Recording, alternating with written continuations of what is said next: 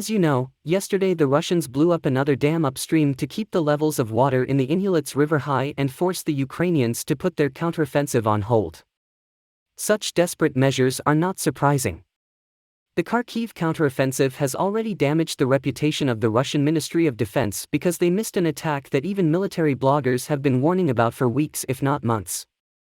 And this is very dangerous when your army consists of separate semi-autonomous units, in this case, regular forces, Donetsk People's Republic's forces, Luhansk People's Republic's forces, Wagner Group private military company, and of course Chechen forces.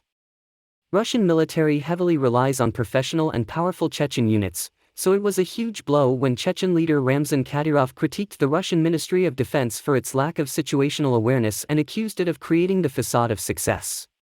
On top of that, as you remember, a protest against the immediate redeployment of LPR forces broke out. The last straw that totally undermined Putin's trust was an attempt by the Ministry of Defense to frame this failure as a planned regrouping. That is why Putin decided to postpone all the meetings with the high command and take matters into his own hands, and when he assessed the situation, he saw the following picture.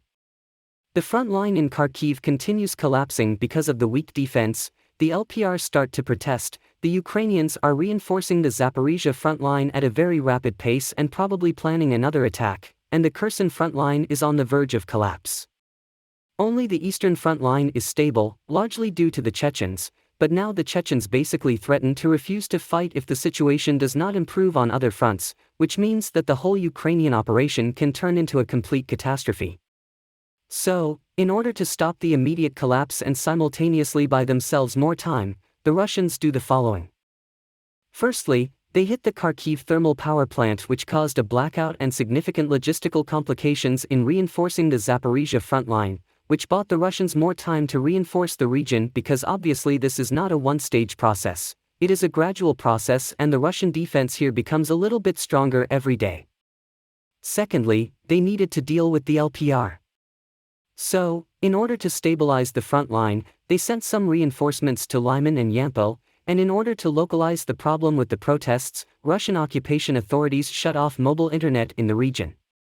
It was supposed to preserve Russian operational security and conceal the regrouping, but given that it was not done in other regions and only in the region where there was a high risk of a growing revolt, I find the operational security argument unlikely to be true. Lastly, they blew up 2 dams on the Inhulets River to stop the Ukrainian counteroffensive. And there are a lot of claims that it had no effect, that the water levels did not increase that much, and that the passages are still operating, but I find these claims largely unsubstantiated. The fact of the matter is, before the attack on the dam, the Ukrainians reportedly continued to actively expand their bridgehead westwards. They entered Novohradevne, they entered Mala Sidominuka, they also tried to expand it further south and engaged in combat near Bezemen, and they also tried to expand it eastwards and attack Davydiv Brid from Novohrivka that is across the river. Some activity was also reported near Velika Oleksandrivka and Arkhangelsk, which are situated on the same river. However, after the attack on the dam, the only activity along the river that was reported was the use of helicopters by the Ukrainians to transport some cargo, which is basically never done if your passages are indeed in the operational state.